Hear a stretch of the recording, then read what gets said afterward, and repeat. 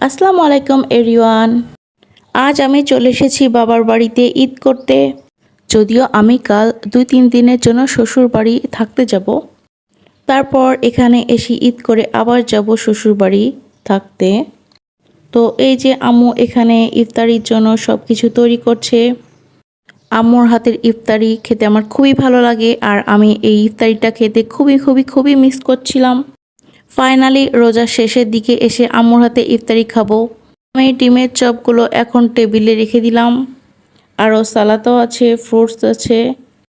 আর এই হলো চিড়া, অনেক দিন পর আম্মুর হাতের মাখানো চিড়া খাবো। আমরা আসবো দেখে আম্মু আমার পছন্দের বরফিগুলো আমার জন্য রেখে দিয়েছে। আম্মুর তৈরি করা প্রত্যেকটা জিনিসই এত মজার হয়। এই যে ডালের বড়াটা বানাচ্ছে, এটা আমার খুবই মজা লাগে এবং আমার খুব পছন্দের। তো আম্মু এখন ছোলাটা ভুনা করছে। ছোলার মধ্যে ধনিয়া পাতা দিয়ে দিল, তারপর আরও কিছু ভাজাভুজি করছে। আর যেহেতু অনেক দিন পরে আমি বাড়িতে এসেছি, তো আম্মু আমাকে কিছুই করতে দিচ্ছে না।